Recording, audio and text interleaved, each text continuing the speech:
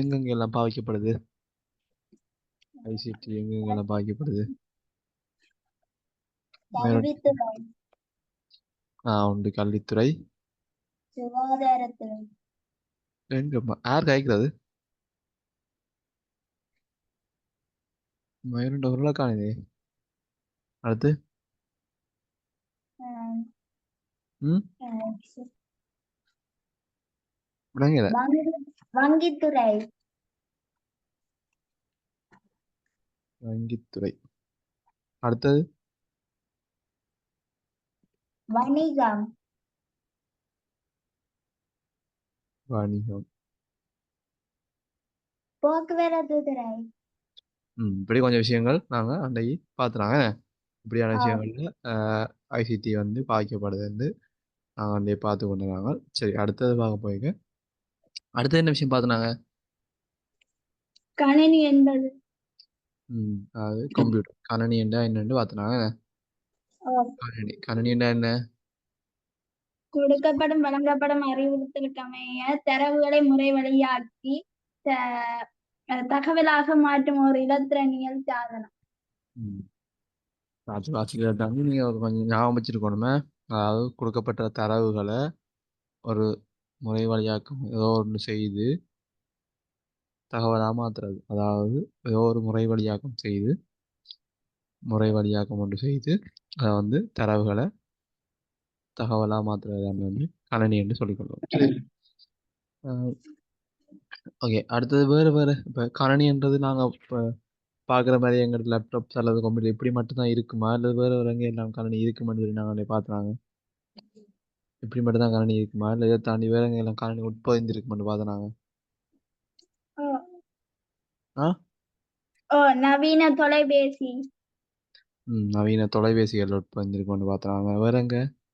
சலவை இயந்திரம், தரவே இயந்திரங்கள், தொலைக்காட்சி. ம் நவீன தொலைக்காட்சி அப்படின்னு நிறைய விஷயங்களை நாங்கள் சொல்லிக்கொண்டு போனாங்க அன்றைக்கு. அப்படி அன்னைக்கு ஒரு ஓய்வா நீங்கள் இந்த பாடத்தை சும்மா பார்த்துறாங்க. இன்னைக்கு இந்த பாடத்துக்குள்ள போக போகிறோம். சரியா? பாடத்துக்குள்ள போக முதல்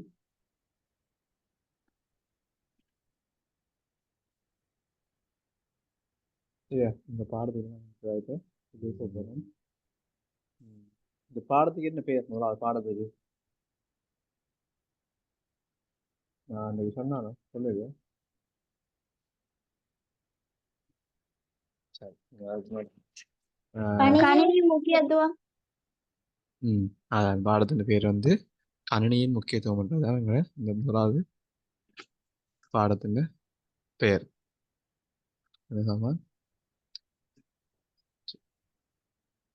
ஸ்க்ரீன்லாம் தெரியுதா? எனக்கு தெரியாது சொல்லுங்க. முதலாவது பாடம் வந்து கணினியின் முக்கியத்துவம். அப்போ நாங்கள் கணினி என்னன்றது ஒரு பேசிக்காக பார்த்து வச்சிருக்கோம். இப்போ பேசிக் ஒன்று பார்த்துட்டு கணினி என்னன்னு என்னது?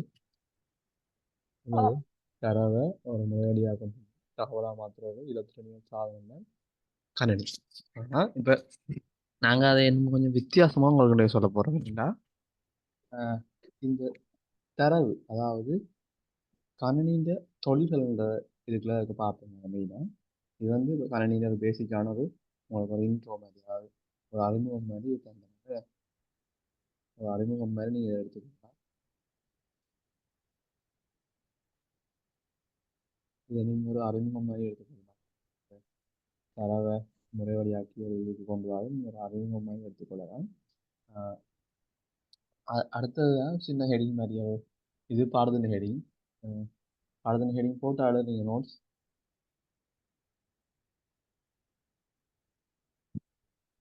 ஹலோ, பாடத்தின் ஹெடிங் போட்டு நோட்ஸ் எழுதுறீங்க. நான் கலைக்கிற விளங்காட்டி சொல்லணும், பேசாம அமைதியாக இருக்கக்கூடாது. பாடத்தின் ஹெடிங் போட்டு தான். நேற்று போட்டு அன்னைக்கு போட்டுறீங்களா அல்லது யாரு மயூரன்? என்ன கதையை காணையில? என்ன நீங்க ஒன்றும் எழுத இல்லையா? அப்ப அப்ப கதைக்கணும் நீங்க. இது உங்கள வகுப்பு, அக்கான வகுப்பு 7ஆம் ஆண்டு வகுப்பு. அது பிறகு தான் நடக்கும். நீங்க தான் 6ஆம் ஆண்டு. நீங்க மட்டும் தான் கதைக்கணும் நீங்க. பாடு பார்த்துட்டு இருப்பா அவ்வளவுதான். சரியா? நீங்க கரணியின் முக்கியத்துவம் ஹெடிங் போட்டு எழுதுங்க நீங்க. நீங்க எழுதுற போடக்கு சரி, கணினி முக்கியத்துவம் ஹெடிங்க போடுங்க. அப்ப சொல்ல போடுங்க. கணினியின் முக்கியத்துவம் அழகு ஒன்று. இதான் அழகு ஒன்று நாங்க படிக்க போற அழகு ஒன்று. நோட்ஸ் நோட்ஸ் பார்த்துட்டு என்ன நோட்ஸ் இல்லாம என்னத்துல எக்ஸாம் படிப்பீங்க? என்னது? நோட்ஸ் இல்லாம எப்படி எக்ஸாம் படிப்பீங்க? நோட்ஸ் கட்டாயம் தேவையில்ல. ஓ அப்ப நீங்க நோட்ஸ் எழுதாம இருக்கீங்க. எழுதிட்டேன். சரி, கணினி முக்கியத்துவம் ஹெடிங் போட்டுட்டு அதுக்குள்ள ஒரு உபதலையங்க மாதிரி போடுங்க. கணினியின் தொழில்கள். கணினியின் தொழில்கள்.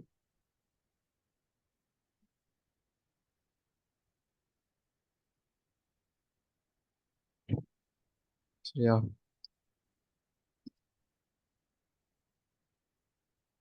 சரியா, நாங்க இப்ப முதல் பார்த்ததன்படி கணினியின் முக்கியமான வேலையா என்னத்தை பார்த்து நாங்க முதல்ல நாங்க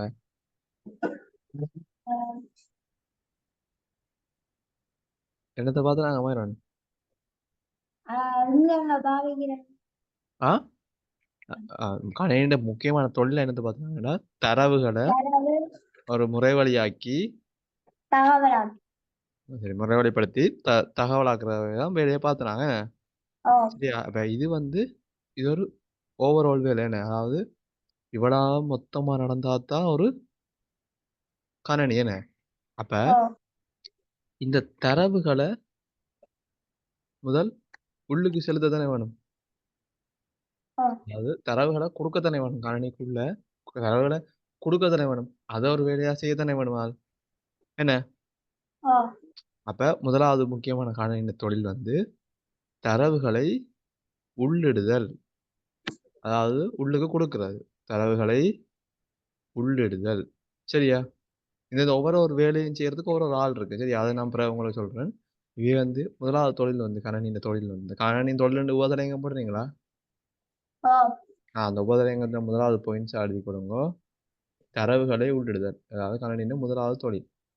ஏன் அதை மிச்ச வேலை செய்யறதுக்கு தரவுகளை உள்ளிட்டாதான் மிச்ச வேலை செய்யணும். அப்ப தரவுகளை உள்ளிடுதல்ன்றது முதலாவது தொழில். பிரேக்கெட்டுக்கு எழுதி கொடுங்க. இன்புட்.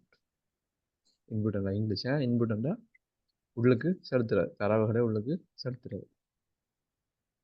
சரியா? ரெண்டாவது அப்ப என்ன வேலை? நாங்க முதல்ல பார்த்தோம். ரெண்டாவது என்ன வேலையா இருக்கும்? ரெண்டாவது என்ன வேலை? முறை வழியாக எழுதுவேன். ரெண்டாவது வேலை தரவுகளை முறைவழிப்படுத்தல். தரவுகளை முறைவழிப்படுத்தல்.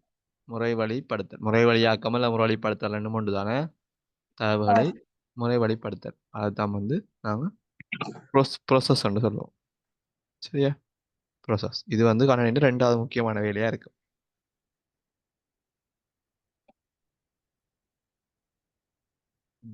சரியா? இது ரெண்டாவது வேலை.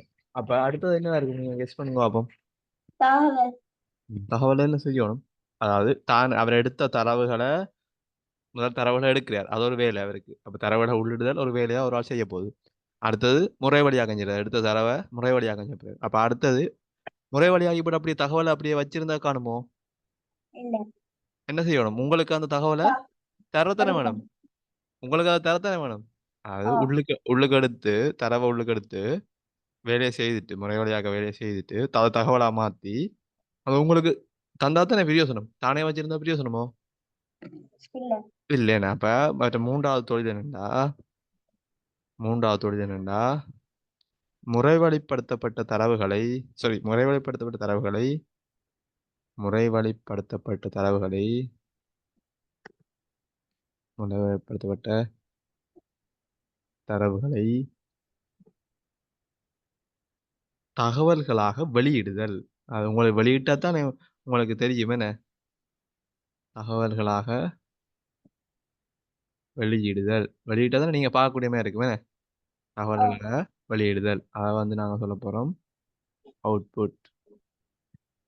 சரியா? கணினியின் முக்கியமான 3 வேலையும் இதான். இப்போ கணினியின் தொழில்கள் இல்ல கணினியின் பிரதான செயற்பாடுகளை சொல்லணும்னு சொன்னா நீங்க எழுத வேண்டிய விஷயங்கள் முதலாவது தரவுகளை உள்ளிடுதல் அதாவது இன்புட் பண்றது டேட்டாவை இன்புட் செய்கிறது தரவுகளை உள்ளிடுதல் அடுத்தது தரவுகளை ரெண்டாவது முறைவழிப்படுத்து தரவுகளை முறைவழிப்படுத்துறது அதாவது தரவுகளை ப்ரோசஸ் பண்றது அடுத்தது வந்து முறைவழிப்படுத்தப்பட்ட தரவுகளை தகவலாக வெளி தகவலாக வெளியிடுதல் சரியா இந்த மூன்று தான் வந்து இவை 3 பேரும் தான் வந்து இந்த 3 பேரும் தான் வந்து கணினியின் முக்கியமான தொழில்களாக இருப்பினும் சரியா அதை நாங்கள் ஒரு சின்ன படத்துல பக்கம் குறிச்சு காட்டுவோம் குறிச்சு வந்து சின்ன படம் வந்து நான் சின்ன இதுல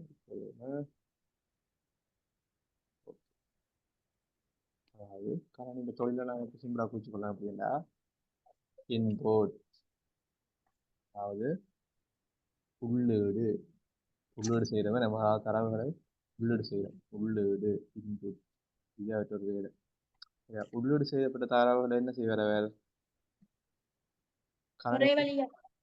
அடுத்தது என்ன செய்யப்படுற முறை வழிபடுத்து அதாவது ப்ரோசஸ் பண்ற முறை வழிபடுத்துகிறார்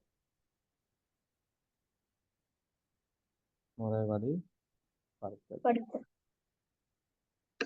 அடுத்த மூன்றாவது என்ன செய்வார் தகவல் அதை தகவலா வெளியிடுவார் அதாவது வெளியீடு செய்வார் என்ன முதலாவது இன்புட் அடுத்தது ப்ரோசஸ் அடுத்தது அவுட்புட் வெளியீடு செய்வார் அவுட்புட் சரியா வெளியீடு வெளியீடு அவுட்புட் இந்த வெளியீட்டை வரிவிளைவுன்னு சொல்றது என்னது வரிவிளைவு வெளியீடு அல்லது வரிவிளைவு விளங்க கஷ்டமா இருக்கோ இல்ல கஷ்டமா இருந்தா சொல்லுங்க பிரச்சனை இல்லை நான் திருப்பி சொல்லுவேன் அப்ப கணினியின் முக்கியமான வேலை என்ன தரவுகளை உள்ளீடு செய்யறது உள்ளீடு செய்த தரவுகளை ஒரு ப்ரோசஸ் பண்றது முறைவழிப்படுத்துறது ஒரு வேலை என்று செய்யறது அதுல இருந்து அவுட்புட் தகவல் எடுத்து எங்களுக்கு வழியால தாரது சரியா விளங்கல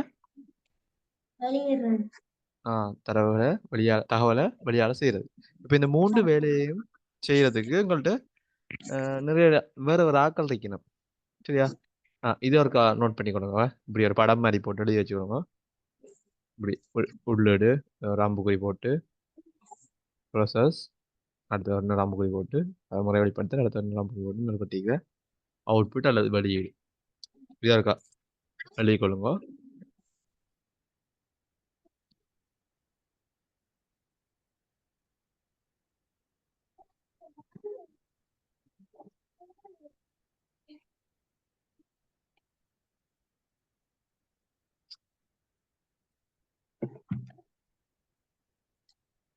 கொஞ்சம் நோட்ஸுகள் கொஞ்சம் கூட தான் இருக்கும் நான் இந்த பாடத்துக்குள்ள போயில அப்போ நோட்ஸ் குறைவு இந்த பாடத்துக்குள்ள வந்துட்டேன் அப்போ கொஞ்சம் நோட்ஸுகள் இருக்குமே சரியாஜா பெட்டியல் சும்மா கையால் ரஃபா போடுங்க வீட்டோட அடிக்கணும் முடியல சரியா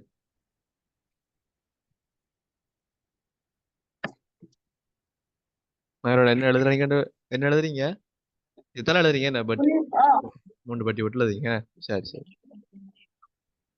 சரி அடியாஜா சரி சொன்னாதான் தெரியும் சரியா இப்ப இந்த 3 தொழில்கள் இருக்கு தானே இந்த 3 தொழிலையும் செய்யறதுக்கு வந்து கணினியில நிறைய சாதனங்கள் இருக்கு ஒவ்வொரு வேலையும் செய்யறதுக்கு ஒரு சாதனங்கள் இருக்கு இப்போ இந்த உள்ளீடு செய்யறதுக்கு வேலை செய்யறதுக்கு ஒரு சாதனங்கள் இருக்கு இந்த முறை வழியாக்கத்தை செய்யறது முறை வழிப்படுத்துறது செய்யறதுக்கு கொஞ்சம் சாதனங்கள் இருக்கு இந்த வெளியீட்டு செய்யறதுக்கு சில சாதனங்கள் இருக்கு இப்ப அவைகளை பற்றி நாங்க இப்ப வந்து உங்களுக்கு மேலோட்டமா அவை என்ன செய்வினம் என்னென்னன்றதை மட்டும் நான் சொல்லி கொண்டு போறேன் பிறகு அவை யார் யாருண்டு இப்ப உள்ளீடு செய்யறதுக்கு யார் யார் பாவிக்கப்படுறது முறை வழிப்படுத்துறதுக்கு யார் யாரை பாவிக்கிறோம் அவுட்புட் செய்யறதுக்கு எந்தெந்த சாதனங்களை பாவிக்கிறோம்ன்றதை நான் பிறகு சொல்றேன் அடுத்த கிளாஸ்ல டைம் பார்ப்போம் இன்றைக்கு வந்து இந்த உள்ளீடு செய்கிற சாதனங்கள் அதாவது இந்த உள்ளீடு என்ற வேலையை செய்யறதுக்கு பாவிக்கிற சாதனங்களை நாங்க சொல்றது வந்து உள்ளீட்டு சாதனங்கள் உள்ளீட்டு சாதனங்கள் சரியா உள்ளீட்டு சாதனங்கள்னு சொல்லி போட்டுட்டு எழுதி போட்டு பக்கத்தில் அப்படி 2 மார்க் போட்டு இஞ்சால் எழுதுங்க உள்ளீட்டு சாதனங்கள் என்ன செய்வினோம் உங்களுக்கு தெரிஞ்ச வச்சு சொல்லுங்க அப்போ உள்ளீட்டு சாதனங்கள் என்ன செய்யணும் மறுபடியும் சொல்லுங்க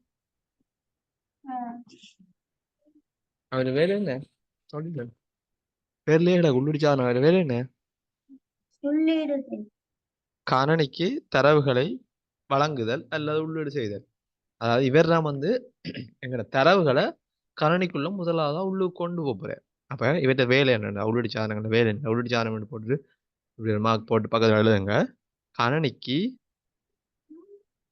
கணினிக்கு தரவுகளை வழங்க பயன்படுகிறது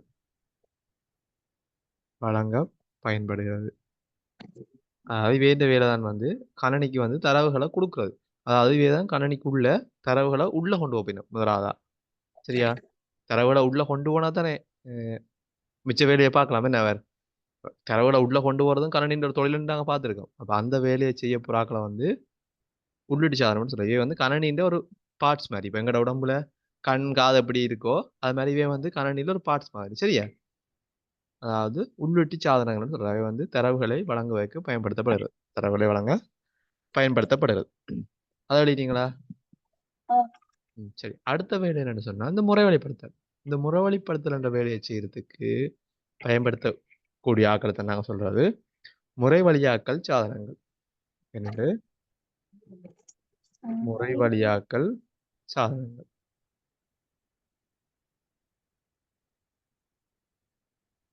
முறை வழியாக்கல் சாதனங்கள் முறை வழியாக்கல் சாதனங்கள் என்ன செய்யணும்னு சொல்லுங்க பாப்போம் முறை வழியாக அதாவது என்ன செய்யணும்னாவே இவேரத்தான் சொல்றது வந்து பிறகு நாங்கள் ஒரு போக படிப்போம் அடுத்தடுத்த வகுப்புல படிப்போம் சிபியு என்று சொல்றது அதாவது வந்து மத்திய செயற்பாட்டு அலகுண்டு இவர் நான் வந்து இந்த முறை வழியாக்க வேலை எல்லாத்தையும் செய்த ஒரு ஆள் அப்ப நீங்க இதுல எழுதுங்க பிறகு உங்களுக்கு நான் சொல்லிக்க பிறகு பிறகு விளங்குமே மத்திய செயற்பாட்டு அலகு மத்திய செயற்பாட்டு அலகு அதாவது சிபியு அனைத்து இவ வந்து வேற என்ன செய்யப்படுறா எல்லா தரவுகளையும் அதாவது அனைத்து தரவுகளையும் என்னோட சேர்ந்து எழுதி கொண்டு போனீங்கன்னா ஈஸியா நேரம் போகாது அனைத்து தரவுகளையும்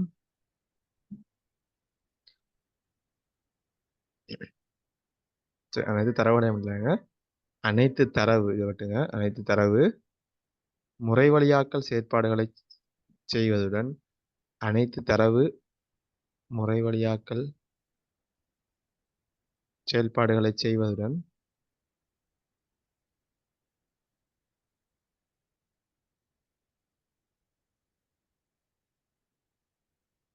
ஏனைய சாதனங்களையும் கட்டுப்படுது அதாவது வந்து இந்த ஏனைய சாதனங்களை கட்டுப்படுத்துறா இப்ப இவர் வந்து இன்புட் இந்த உள்ளீட்டு சாதனங்கள் மற்ற இந்த வெளியீட்டுக்கு பாய்க்கிற சாதனம் எல்லாரையும் வந்து கண்ட்ரோல் பண்றாரு கட்டுப்படுத்துற வேலையை இவர் தான் செய்வார் சரியோ இந்த முறை வழியாக்கல் சாதனங்கள்லாம் வந்து அந்த மத்திய செயற்பாட்டு அளவுன்னு சொல்ற இவர் இருக்காரோ இவர் தான் வந்து எல்லாத்தையும் செய்வார் ஏனைய சாதனங்களையும் கட்டுப்படுத்துகிறது அது ஏனென்றது உங்களுக்கு போக போக விளங்கும் அதாவது இந்த சிபியு மத்திய செயற்பாட்டு அளவுன்னு சொல்றாரோ சொன்னானோ விளங்குதோ விளங்காடி சொல்லணுமே இந்த சிபியூன்றவர் வந்து நீங்க சொன்ன இந்த முறை வழியாக்கல் வேலையையும் செய்ய போறாரு அதாவது எங்கட இந்த முறை வழியாக்கல் வேலையையும் வந்து அவர் தான் செய்ய போறாரு அவரான ஒரு முக்கியமான முறை வழியாக்கல் சாதனம் வந்து கணக்க பேர் இல்லை இவர் சிபியூ மட்டும்தான் இருப்பாரு அப்ப இந்த உள்ளீட்டு சாதனங்கள்ல வந்து கனவே இருப்பினும் முறை வழியாக்கல் சாதனத்துல இவர் சிபியூ மட்டும்தான் இருப்பாரு சிபியூ அதாவது மத்திய செயற்பாட்டு அலகு சென்ட்ரல் ப்ரொசஸிங் யூனிட் இருப்பார் இவர் நான் வந்து இந்த முறை வழியாக்கல் வேலையையும் செய்ய போறேன் என்ன இப்போ நான் உதாரணமா நானே இந்த சராசரி கணக்கு செய்த மாதிரி இந்த கூட்டல் கழித்தல் வேலையை செய்யற மாதிரி அந்த வேலையை வேற செய்ய போறேன் அதோட வந்து இந்த மற்ற சாதனங்கள் இருக்கிறதே இந்த உள்ளீடுக்கு பாவிக்கிற உள்ளீட்டு சாதனங்கள் இந்த வெளியீட்டுக்கு பாவிக்கிற சாதனங்கள் எல்லாரையும் வந்து அவர் நான் வந்து கண்ட்ரோல் பண்ண போறாரு அப்ப அவர் நான் வந்து இந்த கட்டுப்படுத்துற வேலையும் செய்ய போறாரு என்ன கட்டுப்பாடு செய்யற வேலை இப்போ கூட ஸ்கூல்ல ஒரு பிரின்சிபல் இருக்காருண்டா சில வழியில அவர் பாடங்களையும் படிப்பார் அவரோட அவர் தான் படிக்கிறதுக்கு பொறுப்பா இருப்பார் என்ன அது மாதிரி தானே இல்லை அப்படித்தானே உங்களோட கிளாஸ் டீச்சர் மாதிரி வச்சுக்கலாம் நீங்கள் ஒரு கிளாஸ் டீச்சர் இருக்காருண்டா அவர் வந்து உங்களோட ஒரு பாடத்தையும் எடுப்பார் பட் வந்து டாப் மார்க் பண்ணுறது உங்களோட கிளாஸ் வேலையில உங்களோட ஒழுங்கா வாரீங்களா இல்லையா, அதெல்லாம் வெட்டிக்கிறீங்களா இல்லையான்னு அந்த வேலையை பார்க்குறது, அந்த கட்டுப்பாட்டு வேலையிலையும் வந்து அவரான் செய்வார். அதே மாதிரி தான் இந்த சிபிஓன்றவரான் வந்து கொஞ்சம் முக்கியமான ஆள். அப்போ இவரான் வந்து இந்த முறைவழியாக்கல், இந்த முறைவழிப்படுத்தல் வேலையை செய்ய போகிறது வர்றான். மற்றது வந்து இந்த மிச்ச உள்வெட்டு சாதனங்கள் மற்ற இந்த வெளியீட்டு சாதனங்களை கண்ட்ரோல் பண்ற வேலையும் வர்றான் செய்ய போறாரு. சரியா? இப்போ நாங்கள் 2 சாதனங்களும் படிச்சிட்டோம். 3வது ஒரு ஆள் இருக்காரு. அங்க யாரு? இந்த வெளியீடு என்ற வேலையை எடுத்த தரவுகளை எங்களுக்கு வெளியால தார வெளியீடு என்ற வேலையை யார் செய்ய போறார்? அதை செய்யறதுக்கு ஒரு ஆள் மட்டும் தானே. அவர் வந்து 3வது ஆள் வெளியீட்டு சாதனங்கள். பேர்லயே இருக்கு. இவர் என்ன செய்வார்? அதாவது தரவுகளை வெளியால கொண்டு வருவார். அதாவது தரவு இல்ல, தரவை முறைவழிப்படுத்தி தகவலாக்கி இருப்போம். அந்த தகவலை எங்களுக்கு கொண்டு வருவார். எங்களுக்கு கொண்டு வந்தா தானே அது பிரியோசனமா இருக்குமே. அந்த வேலையை செய்யறது வந்து வெளியீட்டு சாதனங்கள். சரியா? எழுதி கொள்ளுங்கோ. சார், முறைவழியாக்கப்பட்ட தகவல், முறைவழியாக்கப்பட்ட தகவல்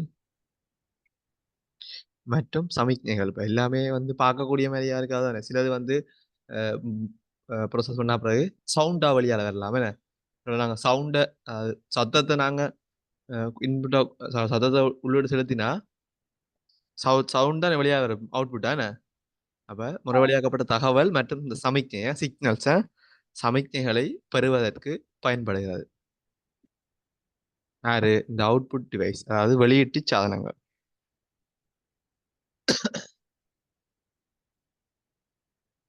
சரியா? அதாவது முறைவழியாக்கப்பட்ட தகவல் மற்றும் சமிக்ஞைகளை பெறுவதற்கு பயன்படுத்தப்படுகிறது. யாரு? இந்த வெளியீட்டு சாதனங்கள் சொல்லப்படுறாங்க. வெளியீட்டு சாதனங்கள். சரியா? இதுல நாங்க பார்த்த 3 விஷயத்துக்கு மேலதிகமா ஒரு சாதனங்கள் இருக்குன்னு சொன்னா, இப்ப நாங்க ஒரு இன்புட்டை கணினிக்கு நாங்க கொடுத்துட்டோம். சரியா? சிபியூக்கு தான் இன்புட்டை கொடுக்க போறோம். நான் வேலை செய்ய போறேன், கணினிக்கு கொடுத்தோம். இப்ப இன்புட்டை வந்து நாங்க கொடுக்கணும், அது உள்ளீடு செய்துட்டோம். சரியா? உள்ளீடு செய்துட்டோம். இதர் வந்து இந்த சிபியூ என்ன செய்வார்? அத முறைவழிப்படுத்துவார். என்ன செய்வார்? முறைவழிப்படுத்துவார். விளக்கங்கள் ஏதாவது இல்லைன்னு சொன்னா கேட்டோம். உடனே கடைசி வரைக்கும் வச்சு வந்து யோசிச்சுருக்காங்க. உள்ளீடு சார்ந்த உள்ளீடு எழுப்ப, அடுத்தது வந்து இந்த சிபியூன்றவர் வந்து முறைவழிப்படுத்த வேலை செய்வார். அடுத்தது வந்து அவர் வெளியீட்டு சாதனத்தை கொடுத்து அவர் வந்து வெளியிட்டுருவார் வெளியால. ஏன்னா வெளியீட்டு சாதனத்தை கொடுத்து வெளியிட்டுருவார். ஆனா சில வேலையெல்லாம் நான் சொல்லுவேன், எனக்கு இப்போதைக்கு தேவையில்லை, நீ இதை வச்சிரு பிறகு பாக்குறேன்டா. அவர் எங்க வைக்கிறது? சரியா? அப்ப அதுக்கு ஒரு இடம் தேவை தானே. இப்ப உள்ளீடு செய்யறதுக்கு ஒரு ஆள் இருக்கார், உள்ளீடு சாதனம் சொல்லி ஒரு ஆள் இருக்கார். சரியோ? அதாவது வந்து முறைவழிப்படுத்துறதுக்கு இந்த சிபியூ, அதாவது முறைவழியாக்கல் சாதனம் ஒரு ஆள் இருக்கிறார். அவர்கிட்ட வேலையை முடிஞ்சு. சரி, அவர் வந்து வெளியீட்டு சாதனத்தின் உதவியோட வெளியிடுவார். இப்ப சில நேரங்கள்ல வெளியீட்டு சாதனத்திட்ட அனுப்பாம நாங்க சொல்லுவோம், எனக்கு இப்ப தேவையில்லை, நான் பிறகு பாக்குறேன்னு சொன்னா என்ன செய்யணும்? அப்ப அதை நாங்க ஒரு இடத்துல என்ன செஞ்சு வைக்கணும்? எடுத்து வைக்கணும். அதாவது ஒரு இடத்துல நாங்க சேமிச்சு வைக்கத்தானே வேணும். ஒரு இடத்துல நாங்க சேமித்து வைக்கணும். அப்பதானே நாங்க பிறகு தேவைப்படைக்க அதை எடுத்துக்கொள்ளலாமே. அப்ப சேமித்து வைக்கிறதுக்கு பாவிக்கிற சாதனங்களை தான் சொல்றது வந்து சேமிப்பு சாதனங்கள். என்ன சாதனங்கள்? சேமிப்பு சாதனங்கள். அடுத்தது அழி கொள்ளுங்க. கீழே 3 எழுதிட்டீங்களா ஏற்கனவே? என்னென்ன எழுதிக்கீங்க ஏற்கனவே? உள்ளீட்டு சாதனங்கள்,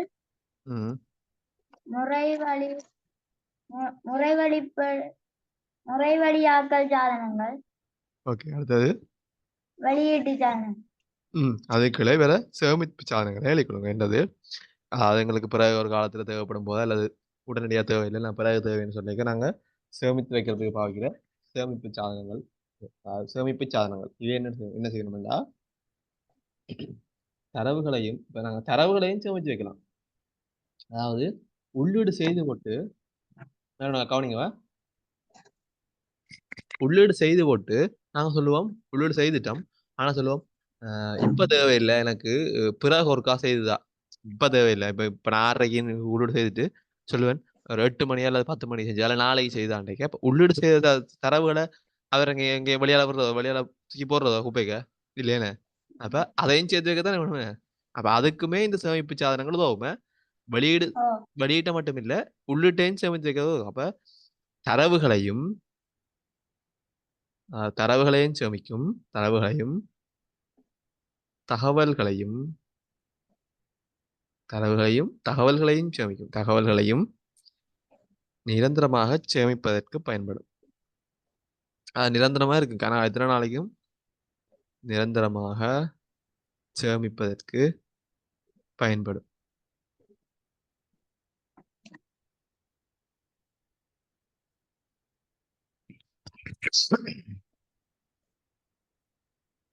சரியோ? இதான் வந்து கணனின்ற ஒரு முக்கியமான வேலையா இருக்க போகுது. அதாவது கணனின்ற முக்கியமான தொழில் என்னென்னு பார்த்துருக்கோம். இன்றைக்கு வந்து இது முதலாவது பாடத்துக்குள்ள வருது. இன்றைக்கு பார்த்த விஷயங்கள் பொதுவாக சொன்னது. இன்றைக்கு வந்து நாங்கள் ஃபுல்லாக பார்க்குறது எழுதிங்க. என்ன சேமிப்பு சாதனங்கள் என்ன செய்யறது.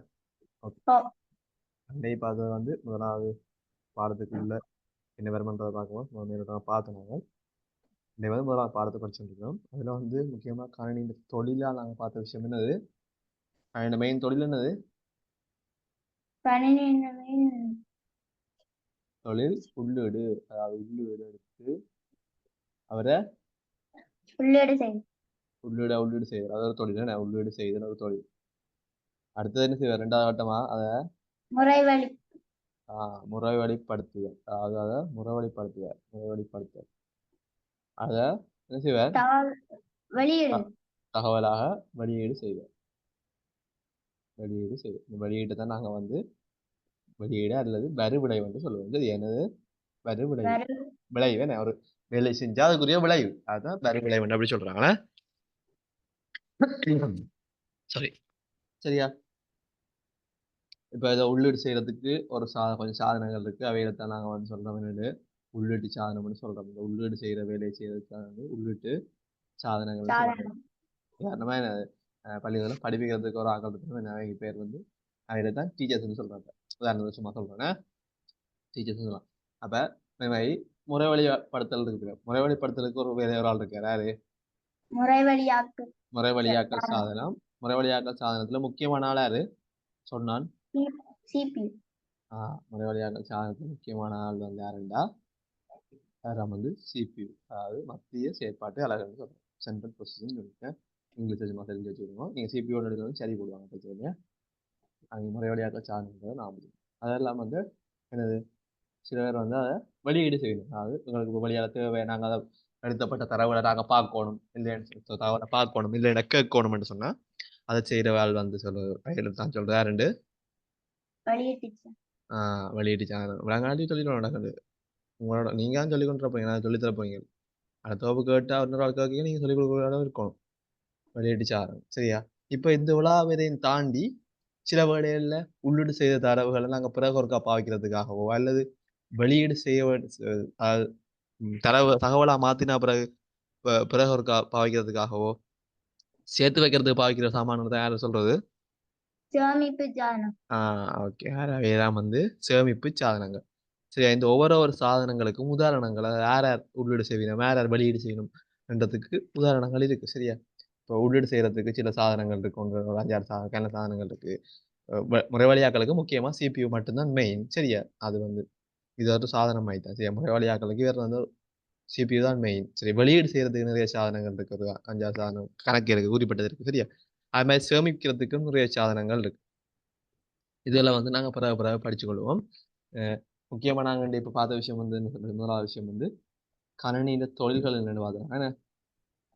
கணினியின் தொழில்கள் என்னென்னு பார்த்துருக்கோம். அந்த தொழில்களை எந்தெந்த செய்யறதுக்கான கூறுகளை பார்த்துருக்கோம். யார அந்த தொழிலை செய்யணும்னு பார்த்துருக்கோம். என்ன தொழில்களை செய்யறதுக்கான கூறுகளை வந்து பார்த்துருக்கோம். சரியா? இனி கொஞ்சம் கூட இந்த நோட்ஸ் மாதிரி தான் வரப்போகுது, நீங்க சும்மா பார்த்துக்கொள்ளுங்க. சரியா? சொல்லி கொண்டு போறேன். அதில் கணக்கு எழுத வேண்டி வராது, எழுத வேண்டியதை சொல்றேன், நீங்க எழுதுங்க. அடுத்த ஒரு சின்ன ஹெடிங் மாதிரி போட்டுக்கிறோம், கணினியின் சிறப்பியல்பு. கணினியின் சிறப்பியல்புகள்.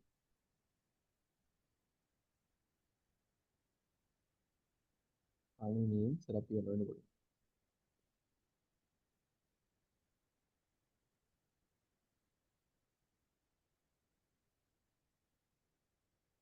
சரி இம்போர்ட்டாச்சோ. சரி இப்ப கணினியை வந்து யாரோட நாங்க ஒப்பிடணும் சொல்லுங்க பாப்போம். அதே வேலையை செய்யக்கூடிய இன்னொரு ஆளோட ஒப்பிடணும் என்ன. இப்ப இல்ல நான் கேட்கறேன்னு சொன்ன உதாரணத்துக்கு ஒரு ஆளை இப்ப இப்ப 6ஆம் ஆண்டுல இருக்கிற ஒரு படியனை வந்து 6ஆம் ஆண்டு படியனோட தான் ஒப்பிடணும் என்ன. அவனை வந்து 12ஆம் ஆண்டு படியனோட ஒப்பிடலாம் தானே. அவைக்குரிய வேலை தான் யார் செய்வார். கணனின்ற வேலையை வேற யார் செய்யணும்னா மனுஷன் செய்வான் தானே. யோசிச்சு பாருங்க. இப்ப இந்த கூட்டல் கழுத்து அந்த பித்த வேலை எல்லாம் ஒரு ஆளும் செய்யும் தானே. என்ன ஒரு ஆளு இப்ப எங்களாலையும் செய்யலாம். அப்ப ஒரு மனுஷன் அதாவது சாதாரணமா ஒரு இயந்திரத்தை ஒப்படைக்க வந்து மனிதனோட தான் ஒப்படைக்கும். மெயின் இயந்திரங்கள் என்னது கண்டுபிடிச்சாங்க நாங்க கணனி சிறப்பியல் பார்க்க போது சொல்றேன். இயந்திரங்களை என்னதுக்கு நாங்க கண்டுபிடிச்சாங்க. இலகுவா வேலையில மனித வேலைகளை இலகுவாக்குறதுக்கு தான் நாங்க இயந்திரங்களை கண்டுபிடிச்சாங்க. என்ன செய்யறதுக்கு இலகுவாக்கத்தான் வேலையை கண்டுபிடிச்சாங்க. அப்ப கணனியுமே அப்படியான ஒரு நோக்கத்துக்கு தான் கண்டுபிடிச்சது. கணனி ஒரு வகையான இயந்திரம் தானே. என்ன இப்ப கணனியை நாங்க கண்டுபிடிச்சதுக்காக மனித வேலையை வந்து இலவுபடுத்துறதுக்காக தான் கணனியை கண்டுபிடிச்சாங்க. இலவுபடுத்த அப்ப இவர் எந்த அளவுக்கு இலவுபடுத்துறார், இவரை கண்டுபிடிச்ச ஆளுங்களுக்கு என்னென்ன நன்மை என்னென்ன நடக்குது என்றதை பார்க்கறது தான் வந்து கணனியின் சிறப்பியல்புகள் என்ற டாபிக்கள் நாங்க பார்க்க போறோம். என்னது கணனியின் சிறப்பியல்புகள் என்ற டாபிக்கை நாங்க அதை தான் பார்க்க போறோம். சரியா. இப்ப கணனியின் சிறப்பியல்புகளுக்கு நாங்க என்னத்தை பார்க்க போறோம் கூட உங்களுக்கு என்னத்தை பார்க்க போறோம். கணினிய உங்களுக்கு என்ன வேணும். என்ன பலன் இப்ப என்ன அதை கண்டுபிடிச்சதால எங்களுக்கு என்ன நன்மை என்ன அல்லது அதுக்கு இப்ப ஸ்பெஷலா என்ன இருக்கு. இப்ப மனிதன் யோசிக்க மனிதனுக்கு யோசிக்கிற திறமை இருக்குன்னு சொல்லுவாங்க. அது மாதிரி கணனிக்கு என்னென்ன இருக்கு, கணனியோட திறமை என்ன, அதுக்கு என்ன ஸ்பெஷாலிட்டி இருக்குன்றதை நாங்க இப்ப பார்க்க போறோம். சரியா.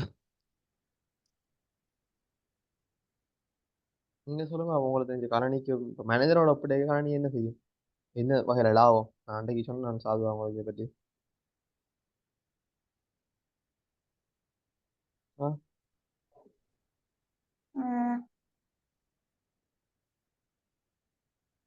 சொல்லுங்க. மனிதனோட ஒப்பிட்டா ஒரு கணனி எந்த வகையில லாபம். லக்ஷயா இல்லையோ மனிதன் மட்டும் தான் சொன்னீங்க. இருக்குதா. சரி. கணனியின் சிறப்பியல்பு சொல்லுங்க. மனிதனோட ஒப்படைக்கு என்ன சிறப்பு உங்களுக்கு சும்மா தெரிஞ்சு வச்சிருங்க. உங்களுக்கு என்ன தோணுது.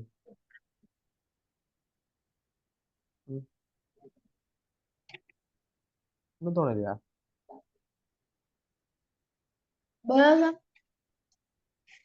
அது ஒரு முக்கியமான பாயிண்ட் தானே.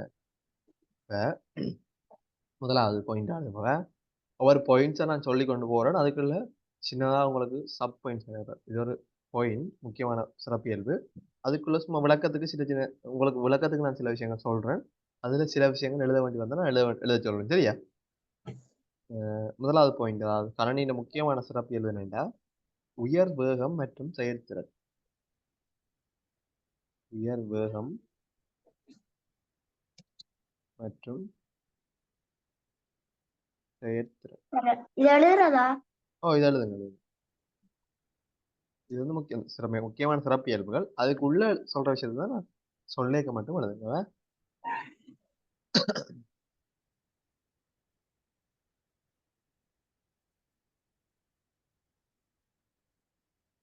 எழுதினா சொல்லணுமே அப்பதான் நான் கண்டிப்பா சொல்லி கொடுக்குறேன்.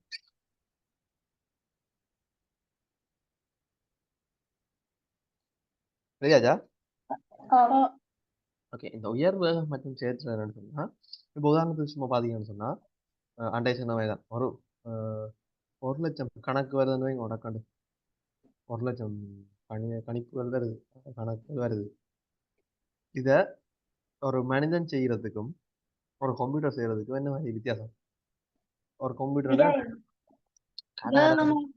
கடை செய்யும் சில வேலையில ஒரு 5 நிமிஷத்துக்குள்ள செய்து முடிச்சு விட்டுரும். இப்போ ஈவன் இப்போ அந்த சூப்பர் கம்ப்யூட்டர் எல்லாம் இருக்கு பாருங்க. இப்போ படிப்பீங்க சூப்பர் கம்ப்யூட்டர் அப்படிலாம் அதெல்லாமே சில வேலையில வந்து ஒரு நிமிஷத்துல 30 செகண்ட்ல எல்லாம் செஞ்சிருவேன். ஒரு நிமிடம் அல்லது 30 செகண்டுக்கெல்லாம் செய்து முடிச்சுட்டு போயிடும். மனுஷனால அவ்வளவு வேகமாயிரும் லட்சக்கணக்கான கணிப்புகளை அவ்வளவு வேலை செய்யறதுக்கு. எவ்வளவுதான் கட்டிக்காரா இருந்தாலும் 1,00,000 மீத சும்மா 1,00,000 கூட்டலைன்னா கூட அது அவ்வளோத்தையும் பார்த்து பார்த்து பார்த்து கூட்டி கொண்டு போறதுக்கு நிறைய நேரம் எடுக்கும். வேணே அதான் வந்து உயர்வான வேகம் மற்ற செயற்திறன்னு சொல்றது. பயங்கர வேகமா ஒரு ஒழுங்கான நீட்டான நல்ல கணனி வந்து நிறைய அதாவது அதிக எண்ணிக்கையான கணிப்புகளை நீங்க கொடுத்தா கூட குறைஞ்ச நேரத்துல அதிவேகத்துல அதால செய்து முடிக்கக்கூடியதாக இருக்கு. சரியா? அதைத்தான் வந்து இந்த கணித சிறப்பியல்பு நாங்கள் முதலாவதாக படிக்கிறோம் என்னது உயர் வேகம் மற்றும் செயற்திறன் படிக்கிறோம். சரியா? இந்த உயர் வேகம் செயற்திறன் கீழே ஒரு சின்ன பேர் அம்புக்குறி மாதிரி பேர் மார்க் மாதிரி போட்டு எழுதுங்க.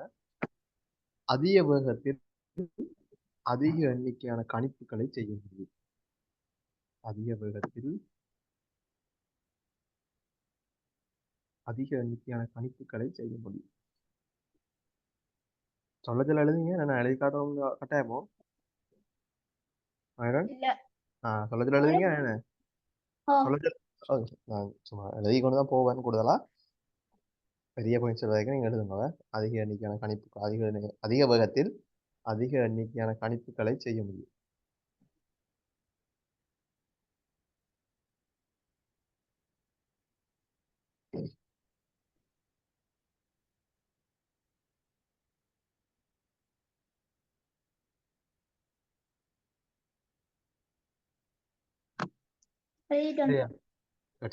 அடுத்தது 2வது பாயிண்ட்ஸ் போடுங்க. 2வது பெரிய பாயிண்ட்ஸ் இந்த உயர் மாதிரி 2வது பாயிண்ட்ஸ் வந்து என்னன்னா துல்லியம் அல்லது செம்மை.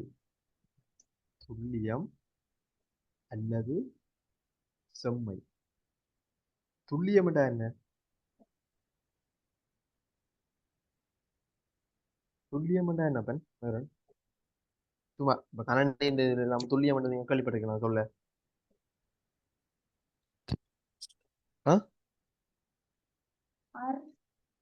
துல்லியம் சொல்ல கேள்விப்பட்டது இல்லையா? சொல்லுவாங்களே அவர் இலக்க துல்லியமா அடிச்சுட்டாருன்னு சொல்லுவாங்களே, கேள்விப்பட்டது இல்லையா? அப்படி துல்லியம்னு சொன்னா அதாவது இப்போ பாயிண்ட் அடிக்கிறது. சும்மா சொல்றோம்னா இப்படி ஒரு இது இருக்கு, இதுல அடிச்சா 5 மார்க்ஸ்ன்னு சொன்னா அந்த 50 ரூபாய்கள் பாயிண்ட் அதுல அடிச்சா அதை சொல்றது வந்து என்னது துல்லியம். அதாவது வச்ச குறி தப்பாம அடிக்கிறத துல்லியம்னு சொல்றது. அதாவது எய்ம் பண்ணி அடிக்கிறது. சரியா? துல்லியமா செய்யறது.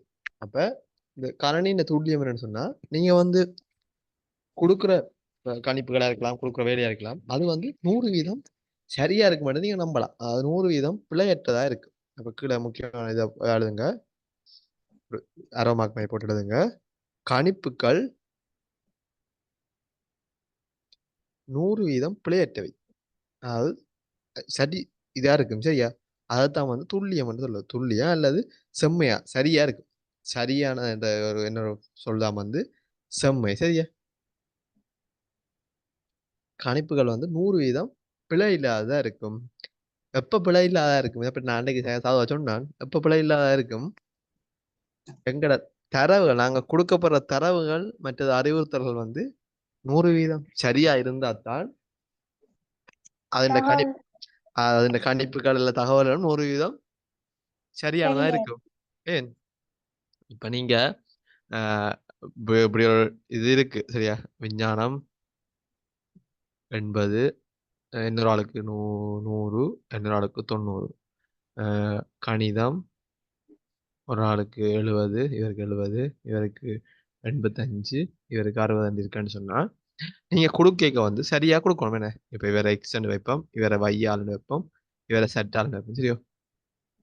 இப்ப சரியா கொடுக்கும்போது இப்ப நீங்க கணனிக்க கொடுக்க எக்ஸ் இந்த மாசம் கொடுக்க போறோம். எக்ஸுக்கு விஞ்ஞானம் 80 சரியா கொடுத்துட்டோம். கணிதத்தை கொடுக்க 70க்கு பதிலாக அதுக்கு 80 கொடுத்துட்டு மிச்சம் எல்லாம் சரியா கொடுக்கும். வைக்கு வந்து வையின் மார்க்ஸ் வந்து 100ம் 85 மணி கொடுக்குறோம். ஜட்டின் மார்க்ஸ் வந்து 90ம் 60 கொடுக்குறோம். ஆனா இப்ப நாங்க கூட்டுத்தொகை எடுக்க சில சரி என்ன கூட்டுத்தொகை வரப்போகுது, இதுல வந்து 160 வரும், 285 வரும், 250 வரும். ஆனா சரியோ எல்லாம் நாங்க கொடுத்ததின்படி சரி. ஆனா உண்மையான மார்க்ஸ் எத்தனை இவருக்கு எக்ஸுக்கு 80ம் 70 தான் அவர் உண்மையான மார்க்ஸ். ஆனா நாங்க கொடுக்கும் போது என்ன செஞ்சிட்டோம், கணினிக்க கொடுக்க இந்த உள்ளூட்டு சாதனங்களை பாவிச்சு கொடுக்க நாங்க என்ன செய்துட்டோம், 9 80 கொடுத்துட்டோம். அப்ப இப்ப கணினியில பிள்ளையோ அங்கல்ல பிள்ளையோ? உங்களுக்கு அதைத்தான் நாங்க சொல்ல வரோம். கணிப்புகள் எப்ப சரி 100% சரியா 100% பிழை இல்லாம 100% சரியா இருக்குன்னு சொன்னா, எங்க நாங்க வழங்குற தரவுகளும் அறிவுறுத்தணும். இப்ப சில வேளையில கூட்ட வேண்டிய இடத்துல நீ களியன்னு சொல்லி போட்டு என்னடா 160 வரலன்னு யோசிக்க கூடாதானே? தரவுகளை சரியா கொடுத்தாலும் அறிவுறுத்தல்களையும் நாங்க சரியா கொடுக்கணும். சரி, அப்பதான் 100% பிழையற்ற கணிப்புகள், 100% பிழையற்ற தகவல் எங்களுக்கு அவுட்புட் வெளியிட கிடைக்கும். சரியா விளங்கிட்டா? இந்த துல்லியம் அல்ல செம்மைன்றது இந்த சிறப்பியலை பற்றி விளங்கிட்டா பிள்ளைகளுக்கு? அது துல்லியம் அல்ல செம்மைன்றா என்னண்டா, கணிப்புகள் 100% பிழை இல்லாம இருக்கும். அந்த பிழை அது எப்ப 100% பிழை இல்லாத கணிப்புகள் வரும்னு சொன்னா, அஹ் நீங்க ஒரு கதையை 2வது பாயிண்ட்ஸ் சும்மா எழுதி வச்சுக்கணும். அப்பதான் உங்களுக்கு ஞாபகம் இருக்கும். இப்ப இதுக்குள்ளேயே 2வது அம்புக்குறி போட்டு எழுதுங்க. தரப்பட்ட தரவுகள்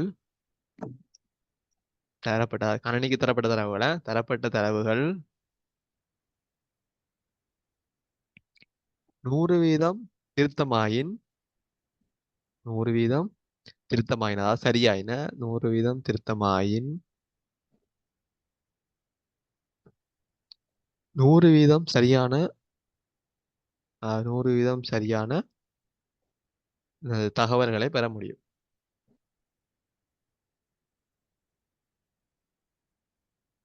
சரியா? இது விளங்கிட்டா? இப்ப நாங்க பிள்ளையா விட்டுட்டு இப்ப நாங்க இந்த இதுல விடுற மாதிரி 70க்கு பதிலா 80 நாங்க வஞ்சு போட்டு கணனியில 150 பதிலா 160 வந்துட்டுன்னு சொல்லி 150க்கு பதிலா 160 வந்துட்டு சொல்லி நாங்க கேம கேட்கலாதான் யாரில் பிள்ளை நாங்க தானே இப்படி 70க்கு பதிலா 80ன்னு கொடுத்துனாங்க. அப்ப கணனியில எந்த பிள்ளையுமே கொடுத்தா கணனி இப்படியான பிள்ளைகளை விடாது. நாங்க சரியா இன்புட்டை சரியா நாங்க கொடுக்க.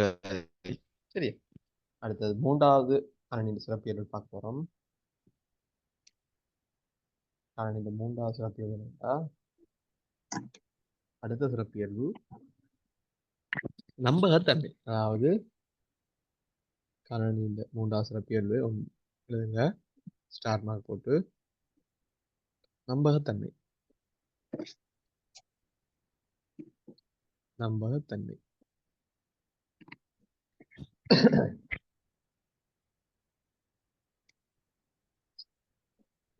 அதாவது நம்பகத்தன்மை என்னன்னு சொன்னா, ஒன்று இப்ப நம்பகத்தன்மையை நாங்க 2 விதமா பார்த்துக்கொள்ளலாம். என்னன்னா, ஒன்று நீங்க ஒரு கணனி ஒன்றை வாங்கினீங்கன்னு சொன்னா அது அடிக்கடி கூடுதலா இப்ப சரியான நல்ல ஒரு கணனி வாங்கினீங்கன்னா அடிக்கடி அது பழுதா போகாது.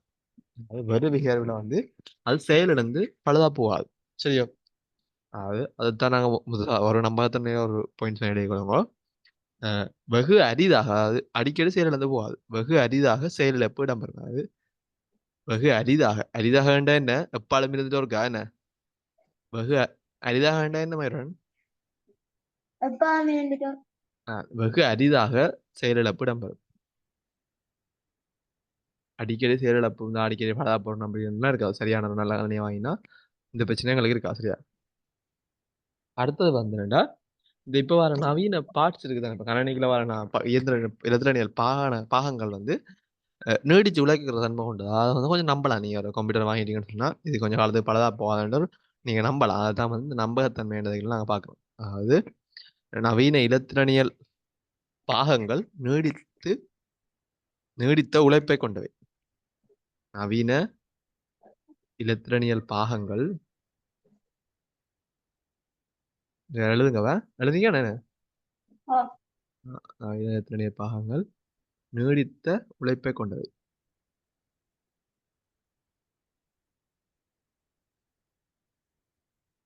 இது நாங்க அந்த கம்ப்யூட்டர் ஹார்ட்வேர், அதாவது மென்பொருள், அதாவது எங்களால பார்க்கக்கூடிய அந்த கம்ப்யூட்டர்ல இருக்கிற அந்த தொட்டு வரக்கூடிய பொருட்கள்ல இருக்கிற நம்பிக்கையை தான் இது சொல்லுது. 3வது பாயிண்ட் அள்ளி பண்ணுங்க. இதுக்கு கீழே 3வது அள்ளி பண்ணுங்கன்னா, கணனின் கணனி கூட்டம் களி என்ன களி மற்றது அதுல இருந்து வர அவுட்புட் டைம், அதுல இருந்து வர வெளியீட்டு டைம் நாங்க நம்பிக்கொள்ளலாம் என்ன? அதுலயுமே நம்பலாம் தானே, நம்பகத்தன்மை இருக்கு தானே என்ன? 100 பிள்ளைகள்னு சொன்னா நம்பக்கூடியதா என்ன? அதாவது செயல்முறையிலும் வரிவிளைவையும் நம்பிக்கை கொள்ளலாம். அதாவது என்ன செய்யறதோ அதுன்ற செயல்முறையிலையும் வரிவிளைவிலையும் நம்பிக்கை கொள்ளலாம். வரிவிளைவிலும் நாங்க நம்பிக்கை கொள்ளலாம். அவ்வளோத்துக்கு நம்பலாம். இப்ப கணனி செய்தா சரியா தான் இருக்கும்னு நாங்க நம்பிக்கை கொள்ளலாம். சரியா? இது வந்து கணனியின் ஒரு சிறப்பியல். நம்பகத்தன்மை என்பது கணனியின் ஒரு சிறப்பியல்ல இருக்கு. சரியா?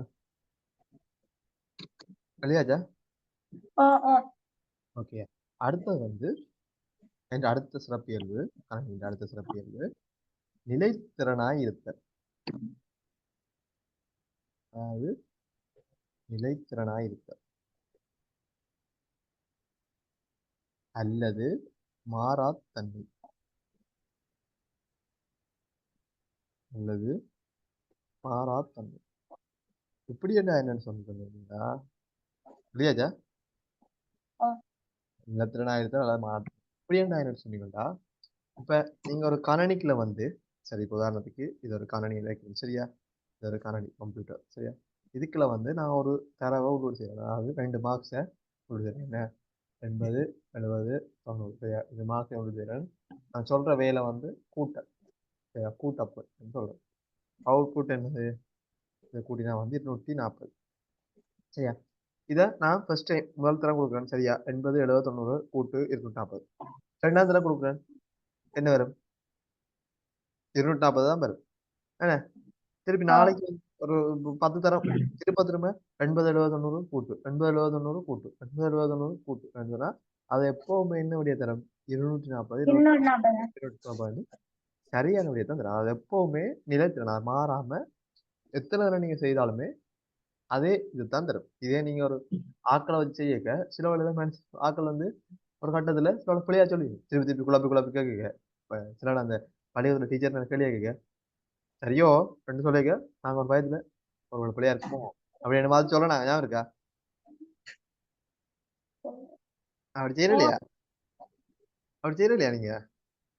ஒரு கேள்வியை கேட்டுது இப்போ சார் கணக்கு கூட்டுறாண்டா மேனேஜர் 240 சேரண்டா 240 சரியோ ரெண்டா நீங்க கணக்கு யோசிப்பீங்க யோசிச்சுட்டு அவரோட இல்லையோ இல்ல சார் 250 ரெண்டாக்கன்னு சொல்ல மாத்திடும். ஆனா கணாணி வந்து அப்படி செய்யாது.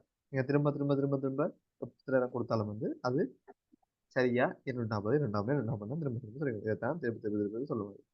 சரி அதான் வந்து கணானியில நிலைத்திறனாயத்தல் அல்லது மாறாத்தன்மைன்னு சொல்றோம் சரியா? அதுவும் வந்து ஒரு அதுல சிறப்பியல். இதுக்குள்ள நீங்க பாயிண்ட் சொன்ன மாதிரி தேவையில்லை. அதை ஞாபகம் வச்சுக்கணும் சரியா? நிலைத்திறனாயத்தல் அல்லது மாறாத்தன்மை இது கட்டாயம் ஒரு கேள்வி வருமே. நீ சிறப்பியல் வேலை சொல்லுங்க கொண்டு படம் எழுதி விட்டுருவோம். நாங்கள் இப்போ படிச்சுட்டு போறோம். சரி அடுத்த சிறப்பியல் வேணுண்டா அடுத்த சிறப்பியல்பு இது சிறப்பியல்பு இது ஒரு சிறப்பியல்னு சொல்றதா இல்ல அதாவது நீண்ட காலத்துல இது நன்மை நிறைய செலவு செலவுன்னு சொல்லி ஏன்னு சொன்னா உங்களை பார்க்க கணனி செலவு தானேன்னு உங்களுக்கு தோணும் சில வழியில இந்த கணனி வாங்க காசு வரும் தானே கணனி செலவு தானே இல்லையா? அப்ப அது என்ன நன்மை இதுல என்ன நன்மை இருக்கு? ஆ சொல்லுங்க உங்களுக்கு தோன்றது சொல்லுங்க. இதுல என்ன நன்மை இருக்கு? காய்கறி விளங்க கிடையாது. விலாங்கு அப்ப சொல்லணும். இதுல என்ன நன்மை இருக்கு? கணனி வாங்குறது செலவு செலவு தானே. அதே என்னது இந்த சிறப்பியல் இல்ல நன்மை என்ன மாதிரி பாக்குறோம் நாங்க. ஆ உங்களோட வேலையில இலவமா செய்யுது.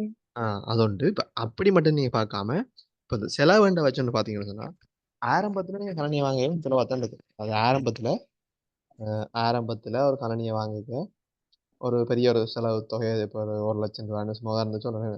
ஒரு 1,00,000 ரூபாய் காசு செலவழிச்சு தான் இந்த கணனியை ஆரம்பத்துல நாங்க வாங்க போறோம். இது கொஞ்சம் கொஞ்சம் கூடின காசு தான். ஆனா உதாரணத்துக்கு பாருங்க இந்த கணனியை வாங்கி நான் சரி கணன வேலை செய்யலாம். ஆனா நான் ஒரு சின்ன ஒரு உதாரணம் சொல்றேன். இந்த கணனியை வாங்கி நான் கணக்கு போடுறது ஒன்று பாக்கணும். சரியா? என்னதுக்கு? கணக்கு போடுறதுக்கு. ஒரு கடையில வாங்கி இந்த பில் அடிச்சு கணக்கு போடுறது தான் பாய்க்க போறோம் இந்த கணனியை. இதுக்கு வந்து இதுக்கு முதல்ல ஒரு ஆளை வேலைக்கு வச்சிருந்தான்னு வச்சுக்கணும். அவருக்கு ஒரு நாளைக்கு 2 எவ்வளோ சரி 1000 ரூபா 2000 ரூபா சம்பளம் கூட வைங்க. எவ்வளோ அவருக்கு ஒரு நாளைக்கு 2000 ரூபா சம்பளம். சரியோ? இப்போ நீங்க சொல்லலாம் ஒரு நாளைக்கு 2000 தானே அவருக்கு 1,00,000 ரூபா கொடுத்து வாங்கினேன் 2000 ரூபா கொடுத்து அவரை படிக்கலாம் தானே ரெண்டு தானே டக்குனு மனசு தோணும். என்ன? ஆனா நீங்க ஒரு கன நாளுக்கு எடுத்து பாருங்க. ஒரு 100 நாள் என்று பார்த்தா இந்த 1,00,000 ரூபாய் வந்து திரும்ப திரும்ப 1,00,000 ரூபாய் தேவைப்படுமோ? உங்களோட என்ன திரும்ப திரும்ப தேவைப்படும் 1,00,000 ரூபாய்? இல்ல. இந்த கம்ப்யூட்டரை வாங்கிட்டு 100 நாளைக்குமே அதுல கணக்கு அடிச்சா திரும்ப திரும்ப சரியா தந்துட்டு இருக்க போகுது விடையே. என்ன 100 நாளும் அடிச்சுக்கிட்டா கூட எங்களுக்கு செலவு 100 நாளுக்கு 1,00,000 ரூபாய் தான். சில வேளை சரி அந்த கடன் காசு அங்கே இங்கேன்னு போட்டு இப்போ 10,000 ரூபாய் போட்டா எவ்வளோ வரப்போகுது? 1,10,10,000 ரூபாய் தான் செலவு வரப்போகுது. எங்களுக்கு என்ன 100 நாளைக்கு எங்களோட கடையில கணக்கு பார்க்கறதுக்கு 100 நாட்களுக்கு எங்களோட கடையில கணக்கு பார்க்கறதுக்கு 1,10,10,000 ரூபாய் 10,000 ரூபாய் தான் வரப்போகுது. ஆனா ஒரு ஆளுக்கு 2,000 ரூபாய் கொடுத்து அவரை 100 நாளை பிடிச்சா எங்களுக்கு எவ்வளவு வரும்? 100 நாளை பிடிச்சா 2,00,000 ரூபாய் வரும். எவ்வளோ? 2,00,000 ரூபாய் வரும். அது நீங்க பெருக்கல் போட்டு பாத்தீங்கன்னா சரி 2,00,000 ரூபாய் வரும். இதுல பாருங்க என்ன இது இருக்கு. சில விளைவுக்கு 2,00,000 ரூபாய் கொடுத்து சில விளையாடு பிள்ளையா கணக்கும் போட்டுருவேன். என்ன சில விளைவு தானே பிளவிடலாம் தானே என்ன? ஆனா கரணி பிளவிடுமோ? இல்ல பிளவிடாது. பாருங்க எங்களுக்கு 90,000 ரூபாய் காசு மிச்சம். சில பிள்ளைகளும் பெறலாம். 90,000 ரூபாய் காசு மிச்சம். சில பிள்ளைகளும் பெறாம தவிர்க்கப்படுது கரணியால. அதோட இப்ப கரணியில வந்து நாங்க சேமிச்சு வச்சுக்கொள்ளலாம். என்ன சேமிச்சு வச்சுட்டு சேமிப்பு சாதனங்கள் இருக்குல்ல எங்கள்கிட்ட. என்ன சேமிப்பு சாதனங்களை பாவிச்சு சேமிச்சு வச்சுட்டு பிறகு எடுத்து பார்க்கலாம். என்ன 100 நாளைக்கு உங்களுக்கு எவ்வளவு ஒரு நாளைக்கு எவ்வளவு செலவாயிருக்கு. இப்ப கரணிட்டு சொல்லலாம். நீ இன்றைக்கு கூட்டுற கணக்கை சேமிச்சு வை. இந்த இடத்துல சேமிச்சு வை.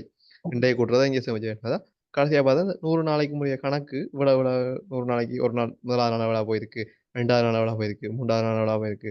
இப்ப இது இந்த மொத்தத்தை கூட்டி சொல்லு அப்படி எல்லாமே நாங்க கணனியை வச்சு தெரிஞ்சு கொள்ளலாம். அப்ப எங்களுக்கு 90,000 காசும் மிச்சம், நிறைய வேலைகள் நிக்குது. நாங்க வேணும்னா திருப்பி எடுத்து பார்த்து கொள்ளலாம். பாத்தீங்களா?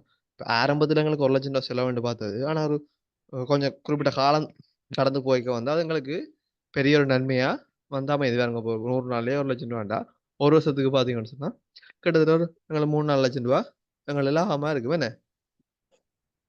சரியா? அதான் வந்து செலவுன்ற விஷயத்த நாங்க வந்து இதுக்குள்ள நன்மையா போட்டிருக்கோம். சரி எவ்வளவுங்கிட்ட செலவு. சரி நீங்க இதுக்கு வந்து இதெல்லாம் எழுத தேவையில்லை. நீங்க ஞாபகத்துல வச்சிருந்தா சரி. இப்ப ஏன் இந்த செலவை நாங்க நன்மை என்று சொல்றோம். ஆரம்பத்துல செலவாத்தான் இருக்கும். அது நீண்ட காலமா போய்க்க வந்து ஒரு நன்மையா மாறும் என்ன? விளங்குதா? மகரன் விலங்குகள் சொல்லணும். விலங்கு இல்லைன்னா விலங்குகள் சொல்லணும். என்னது விலங்கிலையா? விளங்கி விலங்குதான் விலங்குகள் சொல்லணும். என்னடா சொன்னாரு என்ன தெரியும் என்ன? சரி அடுத்தது வந்து ஒரு முக்கியமான விஷயம். நீங்க கேள்விப்படாத விஷயமா இருக்கும். அடுத்த பாயிண்ட்ஸ் எழுதுங்க. நுண்ணறிவு. அதாவது நுண்ணறிவு.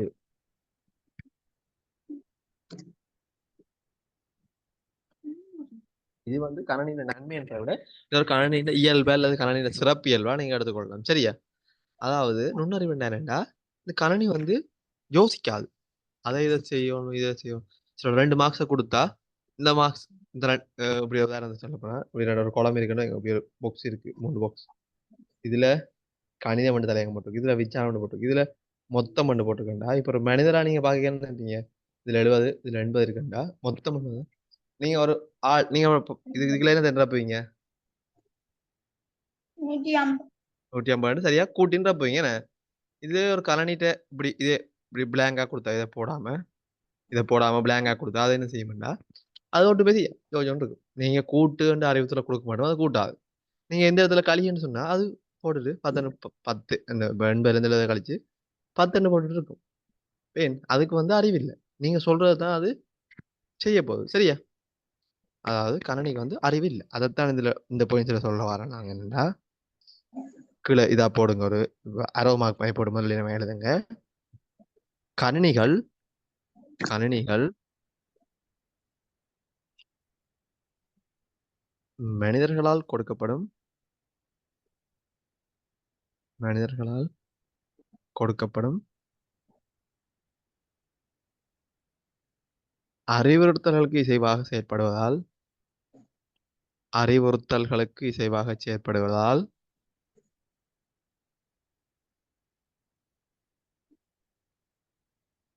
இசைவாக செயற்படுவதால்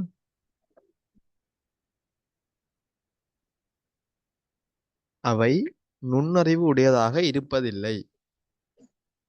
எங்களுக்கு காலையா வைக்கலையா? அதுதான் சொல்ல வரேன். அவை நுண்ணறிவுடையதாக இருப்பதில்லை.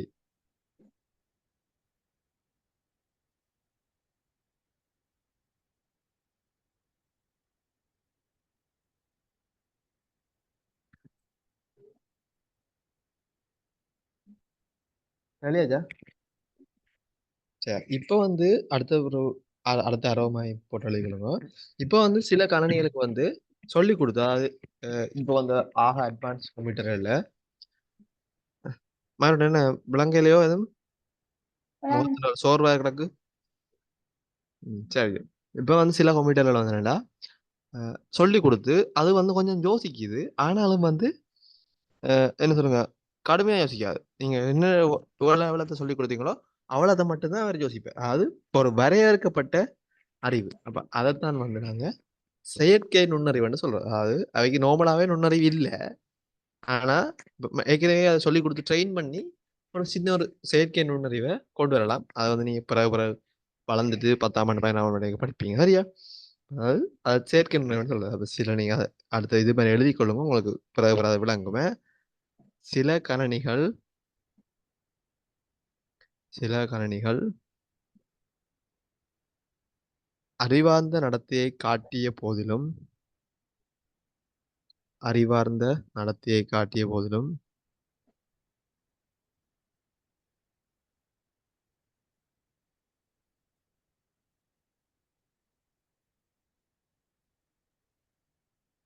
கொடுக்கப்பட்ட அறிவுறுத்தல்களுக்கு கொடுக்கப்பட்ட அறிவுறுத்தல்களுக்கு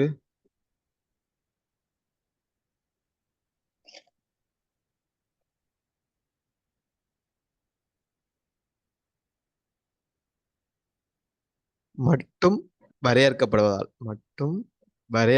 அதாவது அதுக்குள்ளேயே லிமிட் அனுப்பிடும். ஏன்னா அதை தாண்டி போக மாட்டினோம் சரியா? அதுதான் வரையறுக்கப்படுவதால் இது செயற்கை நுண்ணறிவு என அழைக்கப்படும். இது செயற்கை நுண்ணறிவு என அழைக்கப்படும். செயற்கை நுண்ணறிவு இது செயற்கை நுண்ணறிவு என அழைக்கப்படும்.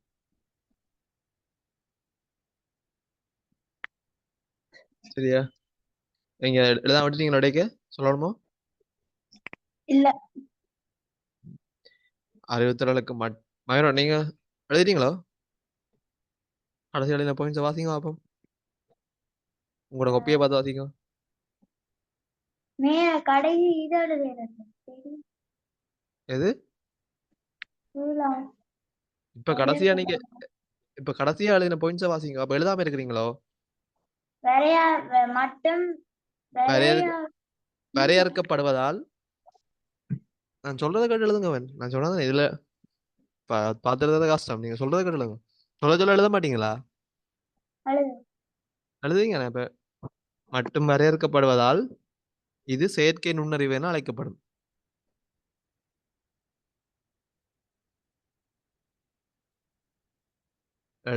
எழுதிட்டீங்களா?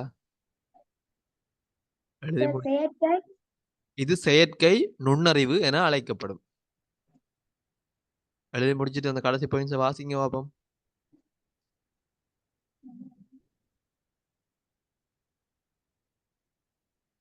அப்ப எழுதி முடிச்சு கடைசி பாயிண்ட்ஸ் வாசிங்க. கடைசி பாயிண்ட் வாசிங்க. சில கணினிகள் அறிவார்ந்த நடத்தையை காட்டிய போதிலும் கொடுக்கப்பட்ட அறிவுறுத்தல்களுக்கு மட்டும் வரையறுக்கப்படுவதால் இது செயற்கை நுண்ணறிவு எனப்படும். சரியா? ஏதாவது விலங்கில்லைன்னு சொன்னா கேட்கணும். சரியா? எழுதாம பார்த்துட்டு இருந்தா செய்யலாது. என்கிட்ட படிக்கிறது யோசனைப்படுத்தணும். டைம் பாஸ் பண்றமே இருக்கக்கூடாது. சரி, அடுத்த விஷயம். அடுத்த பாயிண்ட் எழுதி கொள்ளுங்க. அடுத்த முக்கியமான ஒரு சிறப்பு என்று அதை நன்மைன்னு எடுத்துக்கொள்ளலாம். சேமிப்பு திறன். அது சேமிப்பு திறன். அடுத்து ஸ்டார்ட் பண்ணிச்சா? அதாவது 7வது சிறப்பு சேமிப்பு திறன். இது என்னண்டா இப்ப எங்கள்ட்ட வந்து கணனில உள்ளீட்டு சாதனம், வெளியீட்டு சாதனம், முறைவழியாக்கல் சாதனம். என்ன சாதனம் இருக்கு? இன்னொரு சாதனம் சேமிப்பு. சேமிப்பு சாதனங்கள் இருக்கு. அதாவது சேமிப்பு சாதனங்கள் இருக்கு. அப்ப இந்த சேமிப்பு சாதனங்களை வச்சுக்கொண்டு என்ன செய்யலாம்னா, நாங்க எல்லா தரவுகளையும் பெரிய அளவுலையும் சேமிச்சு கொள்ளலாம். இப்ப நிறைய 10,000 போட்டோ அப்படி நிறைய போட்டோவுமே ஒரு வகையான தரவு சரியா? போட்டோ ஒரு வகையான தரவு, பார்க்குற படங்கள், மூவிஸ் அதெல்லாம் ஒரு வகையான தரவு, நாங்க கதைக்கிற ஆடியோ அதெல்லாமே ஒரு வகையான தரவு. அப்ப சேமிப்பு சாதனங்களை வச்சு வந்து நிறைய சேமிக்கலாம். அப்ப சேமிப்பு திறன் அது வந்து ஒரு சிறப்பியல்பா இருக்கு. இதுக்குள்ள நீங்க சும்மா ஒரு முதலாவது பாயிண்ட் அம்புக்குறி மேற்பட்டு எழுதி கொடுங்க. பெரிய அளவிலான தரவுகளை சேமிக்கிற வசதி இருக்கு. அதாவது பெரிய அளவில் தரவுகள் தகவல்களை தரவுகள் தரவு தகவல்களை சேமிக்கும் வசதி இருக்கு. சேமிக்கும் வசதி உண்டு.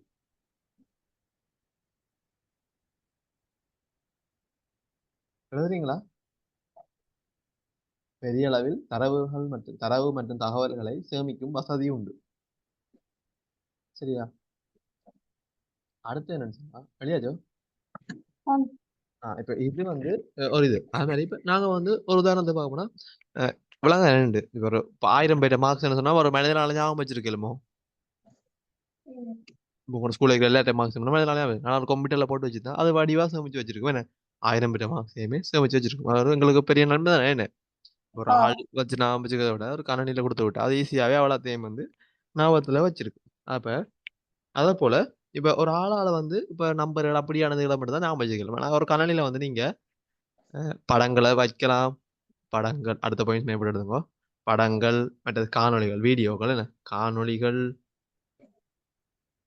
மற்றது அஹ், எழுத்துக்கள் அது நம்பர்கள் லெட்டர்கள்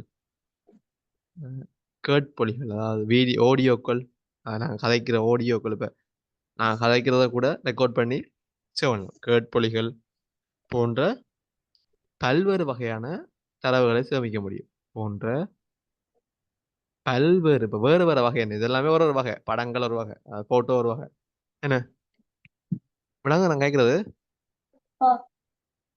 போட்டோ ஒரு வகை காணொளி ஒரு வகை எழுத்துக்கள் ஒரு வகை என்ன ஆடியோக்கள் கேட்பொலிகள் இப்போ நான் கதைக்கிறதை ரெக்கார்ட் பண்ண ஒரு வகை இப்படியான பல்வேறு வகையான தரவுகளை சேமிக்க முடியும். தரவுகளை சேமிக்க முடியும். இப்போ ஒரு ஆளுண்ட உங்களால படங்களை ஞாபகம் வச்சிருக்கலாம் இல்லையா உங்களோட மைண்டுக்குள்ள படத்தை சேமிச்சு வைக்கலுமா? இல்ல இல்ல இப்ப அதை எடுத்து திரும்பி பார்க்கறது கஷ்டம் தான். ஆனா கணினியில வந்து அந்த விஷயங்களை நாங்க செய்து கொள்ளலாம். இல்லைன்னு சொன்னா இந்த படத்தை நாங்க சரி அப்படி உங்களுக்கு இல்ல நாங்க வந்து இந்த படங்களை கீறி வைக்க போறோம். அப்படி வச்சுக்கணும் இப்படி சொல்லுவோம். ஒரு ஆள் வந்து சொல்றேன் நான் ஞாபகம் வச்சிருக்கணும் நான் படத்தை எல்லாம் கீறி லெட்டர் எல்லாம் எழுதி ஃபைல்ல பண்ணி வைக்க போறோம். ஃபைல் பண்ணி நான் நிறைய ஃபைலா அடுக்கி வைப்பேன். சொல்ற ஆள் சொல்றேன் இப்ப சரியா ஒரு ஆள் சொல்ல இப்படி நான் நிறைய ஃபைல்ல இதுல ஒரு படம் இதுல லெட்டர்கள் இதெல்லாம் நான் எழுதி வந்து எல்லாத்தையும் சேமிச்சு வைக்க போறேன்னு சொன்னேன். நீங்க சொன்ன அப்ப பாக்க இப்போ ஒரு 1000 10,000 படம் அப்படின்னு சொன்னா எத்தனை ஃபைல் வரும்?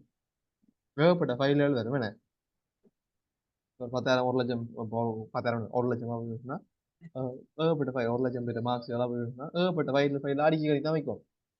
அப்ப அதுக்கு வந்து சேமிச்சு வைக்கிறதை விட அதுக்கு வந்து பெரிய ஒரு இட வசதி தேவை என்ன ஒரு 10,000 ஃபைலை அடுக்கி அதை கட்டி சேமிச்சு வைக்கிறதுக்கு பெரிய அளவிலான ஒரு இட வசதி தேவைப்படும்.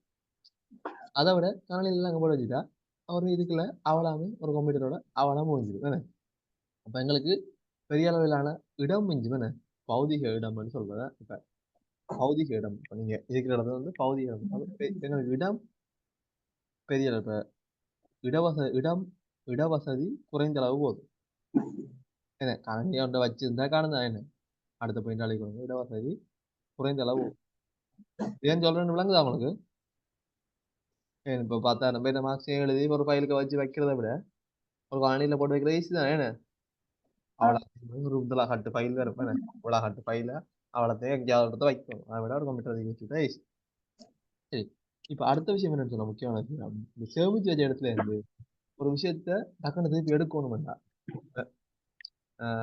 ஸ்கூல்ல உதாரணத்துக்கு சொல்ல போனா தங்கச்சி மேம்படியில் 2,000 பேர் படிக்கணும்டா உங்களோட 2000 பேருக்கு 2000 ஃபைல் இருக்கு. அவைக்கு என்ன மாசம் எடுத்து 8 மாசம் என்ன வச்சிருக்கீங்களா? இப்ப டக்கு ஒரு போய் லட்சம் ஃபைல் எடுங்கோண்டா உடனே எடுக்கலாமோ? போய் தேடி கொண்டு போகணுமே உடனே எடுக்கலாமா? இல்ல அதனால உடனே எடுக்கலாம் என்ன போய் ஒவ்வொரு ரெக்கா பார்த்து பார்த்து இந்த லட்சம் இருக்கு இது இத்தனை ஆண்டு 7ஆம் ஆண்டுக்கு வந்தால் அதே மாதிரி ஒரு 7ஆம் ஆண்டு பிரிச்சு 7ஆம் ஆண்டு 200 பேர் இருப்பாங்க 200 பேரையும் பார்த்து எடுக்கிறது ஒரு பெரிய தலையடியான வேலையா இருக்கு. அப்ப என்ன அந்த சேமிக்கப்பட்ட தரவுகளை மீட்டெடுக்கிறது கொஞ்சம் கஷ்டமா இருக்கு. ஆனா கணினியில சொன்னா போய் லக்ஸியா டைப் பண்ணா என்ன அவைண்ட எல்லா விஷயம் வந்து வந்து நிக்க போகுது. சரியா? அதான் வந்து என்னன்னா தரவுகளை எளிதாக மீட்டெடுக்க உதவும். சேமிக்கப்பட்ட தரவுகளை எளிதாக மீட்டெடுக்க உதவும். அதை எழுதிக்கோங்க. விளங்கிட்டா? சேமிக்கப்பட்ட தரவுகளை இது வந்து நான் உங்களை விளக்கத்துக்காக சொல்றேன். நீங்க எப்படி ஞாபகம் வச்சுக்கொள்ளலாம். சரியா? இப்படியா நாங்க 7 சிறப்பியல்புகள் கணனிக்கு இன்னைக்கு பார்த்துருக்கிறோம்.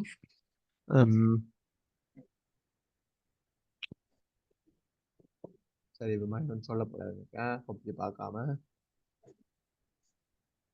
முக்கியமா 7 பாயிண்ட்ஸ் பார்த்துறாங்களோ சிறப்பியல்புகள் உண்டு. சொல்லுங்க பாப்போம் ஓண்டா. முதலாவது என்ன? உயிர் மேல உயிர்வேகம் மற்றும் செய்திறன். உயிர் வேகம் என்ன உயிர் வேகம்? உயர்வேகம் உயிர் வேகம் என்ன அப்படிதான் இருக்கோ? இல்ல உயர் வேகம் என்ன கடுமையான வேகத்தை தான் அப்படி சொல்றது. உயர் வேகம் மற்றும் செய்திறன். உயிர் வேகம் விட்டாண்டாப்பா. உயர் வேகம் மற்றும் செய்திறன் இது ஒரு முக்கியமான விஷயம். சரியா? செய்திறன் செயற்திறன் செய்திறன் சரி கணினியின் சிறப்பியல் சொன்னா இந்த 7 வழியாக காட்டினாங்க உள்ளுக்குள்ள நான் விளக்கத்துக்காக சொன்ன விஷயங்கள்லாம் இல்லை தெரியா? நீங்க கணினியின் சிறப்பியல் கூறுவானா இந்த விஷயத்துல சரி இதெல்லாம் நீங்க பாடமாக்க வேண்டிய விஷயம் நான் வச்சுக்கிறாங்க. கடும் வேகமா வேலை செய்யும் செய்யப்படும். அப்ப உயர் வேகம் மற்றும் சேர்த்தணும். அடுத்தது என்ன சொன்னாங்க? துல்லியம் துல்லியம் அல்லது செம்மை என்று சொன்னாங்க. என்ன துல்லியம் என்ன ஒரு விஷயத்த சொன்னா அது 100% சரியா இருக்கும். சரியா நாங்க விஷயத்த கொடுத்தோம்னா 100% அது சரியா இருக்கும். அதான் துல்லியம் அல்லது செம்மை. அடுத்த விஷயம் நம்பகத்தன்மை. ஒப்பியை பார்த்து பார்த்து சொல்றீர்கள் பரவாயில்லையா? நான் வச்சுக்கணும் அடுத்த கிளாஸ் ஒப்பி பார்க்காம சொல்லணும். நம்பகத்தன்மை அதாவது ஒரு விஷயத்த இந்த கணினியில இதுகள் பலதா போகாதுல சில நிறைய காலமா உழைக்கும் மற்றது நீங்க கணினியின் தார அவுட்புட் அதாவது வரிவிளைவு வெளியீட்டை வந்து நாங்க நம்பலாம் 100% நம்பலாம் சரியா இருக்கும் நம்பலாம் அதான் நம்பகத்தன்மையா. அடுத்த விஷயம் நிலைத்திறனாயிருத்தல். நிலைத்திறனா இருத்தல். அது உங்களுக்கு ஞாபகம் வச்ச கஷ்டம்னு சொன்னா மாறாத்தன்மைன்னு ஞாபகம் வச்சு மாறாத்தன்மை எழுதினாலும் சரியா 2 கொண்டு தானே. நிலைத்திறனாயத்தல் மாறாத்தன்மை அப்படின்னா என்னது?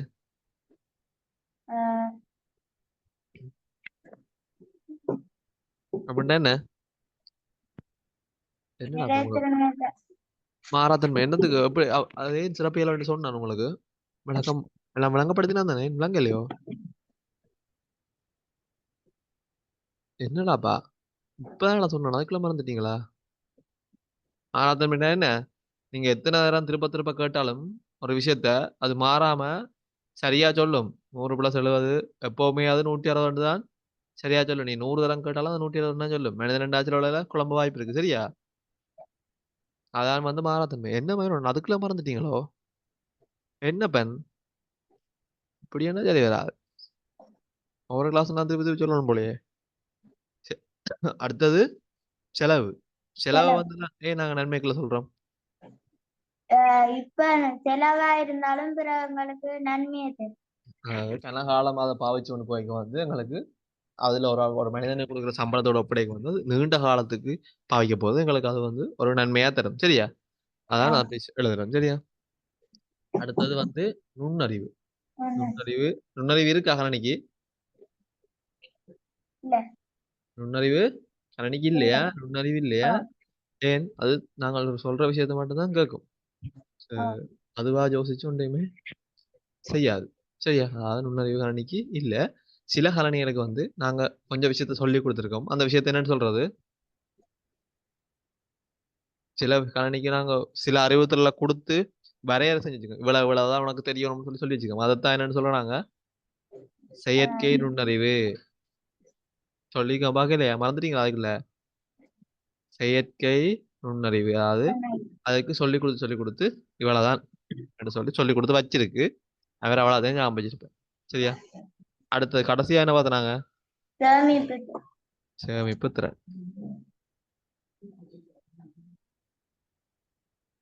இது வந்து என்ன நன்மை சேமிப்பு திறன்? பெரிய அளவுல தரவுகளை சேமித்து வைக்கும். பெரிய அளவுல சேமிச்சு வைக்கலாம். வேற என்ன? டக்குன்னு திருப்பி டக்குன்னு விரைவா தேவைன்னு சொன்னா டக்குன்னு எடுக்கக்கூடியதா இருக்கும். என்ன விரைவாக அதை மீட்டு எடுத்துக் கொள்ளக்கூடியதா இருக்கும். அல்லது வேற வேற வகையான தரவுகளை சேமிக்கலாம். என்ன படங்கள், எழுத்துக்கள், வீடியோக்கள், ஆடியோக்கள் அப்படி நிறைய விஷயத்த சேமிச்சு வைக்கலாம். என்ன பல்வேறு வகையான தரவுகளை சேமிச்சு வைக்கலாம். சரி. சரி. இதோட கிளாஸ் நான் முடிப்போம். முடிக்கிறதுக்குள்ள மயிரோட ஒரு விஷயத்த நான் சொல்லுங்க. கணனின் தொழில்களை சொல்லுங்க. டக்குன்னு பார்க்காம.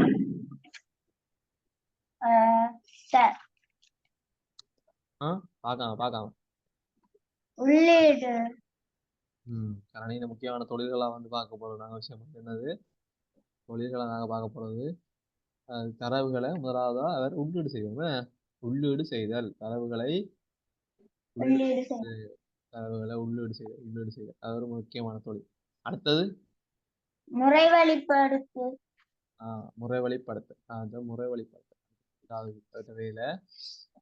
முறைவழிப்படுத்துற வேற தரவுகளை முறைவழிப்படுத்துற சும்மா சொன்ன யார முறைவழிப்படுத்துறது உங்களையோ தரவுகளை முறைவழிப்படுத்த தரவுகளை முறைவழிப்படுத்த. மூன்றாவது வெளியீடு. முறைவழிப்படுத்தப்பட்ட தகவல்களை வெளியீடு செய்தல். தகவல்களை வெளியீடு செய்தல். சரியா? நீங்க இந்த கணனி என்று ஞாபகம் இருக்க இந்த டயக்ராம் நீங்க எப்பவுமே மறக்கக்கூடாது. என்னது? இன்புட் அதாவது உள்ளீடு. இது வாழ்க்கையில நீங்க மறக்கக்கூடாது. உள்ளீடு இன்புட்னு சொல்றேன். இன்புட் முறைவழிப்படுத்தல் ப்ராசஸ் வெளியீடு. சரியா? இந்த விஷயத்த மறக்கவே கூடாது. இதுதான் கணனியின் அடிப்படை. சரியா? இதுதான் கணனியின் அடிப்படை. இதை நீங்க வாழ்க்கையில மறக்கக்கூடாது. கணனி என்ன உங்களுக்கு முக்கியமான ஆமர வேண்டியது? இன்புட் இருக்கும். ஒரு இன்புட் இருக்கும். அந்த இன்புட்டை செய்யறதுக்கு யார் இருப்பார்? உள்ளீடை செய்யறதுக்கு உள்ளீடை செய்யறதுக்கு யார் இருப்பார் சொல்லி தந்து நான். உள்ளீட்டு சாதனங்கள் இருப்பினோம். மறந்துட்டீங்களா? அதுக்குள்ள உள்ளீடு செய்யறதுக்கு உள்ளீடு சாதனங்கள் இருப்பினோம் சொன்னா இல்ல. உள்ளீடு வேலையை செய்யறது யாரு? உள்ளீட்டு சாதனங்கள். அடுத்தது வந்து முறைவழிப்படுத்தல் விஷயம். அதை யார் செய்வார்? யார் அந்த முறைவழிப்படுத்த சாதனம்? CPU. மறந்துட்டீங்க. தங்கச்சி அக்காதான் பக்கத்துல சொல்லித்தாரா. மறக்கக்கூடாத. அடுத்தது வந்து வெளியீடு. இது யார் செய்வார்? வெளியீட்டு சாதனங்கள் செய்வினோம். வெளியீட்டு சாதனங்கள் இவரை செய்வினோம். இவரை சப்போஸ் எங்களுக்கு ஒரு கட்டத்துல உள்ளீடு கொஞ்சம் தரவுகளை சேர்த்து வைக்கணும். வெளியீடு செஞ்ச தகவல்ல சேர்த்து வைக்கணும். எங்க சேர்த்து வைப்போம்? சேமிப்பு சாதனங்களா? சேமிப்பு திறன் இல்ல, சேமிப்பு சாதனங்கள். சேமிப்பு சாதனத்துல சேர்த்து வைப்போம். அது சிறப்பியல்பு தான் சேமிப்பு திறன். சரியா? எல்லாத்தையும் குழப்ப வேண்டாம். கணினியில முக்கியமான தொழில் மூன்று. என்னது? தரவுகளை உள்ளீடு செய்தல், தரவுகளை முறைவழிப்படுத்தல், தகவல்களை வெளியீடு செய்தல். அந்தந்த வேலையை செய்யறதுக்கு இப்போ உள்ளீடு செய்யறதுக்கு உள்ளீடு சாதனங்கள் இருக்கு. முறைவழிப்படுத்துறதுக்கு முறைவழியாக்கல் சாதனம் CPU இருக்கு. வெளியீடு செய்யறதுக்கு வெளியீட்டு சாதனம் இருக்கு. இது ஒரு தொழில் இல்லை. ஆனா தகவலை சேர்த்து வைக்கிறதுக்கு சேமிப்பு சாதனங்களும் எங்கள்கிட்ட இருக்குது. சரியா? வேண்டிய விஷயம் எல்லாம் உங்களுக்கு கிளியர் ஆயிட்டா?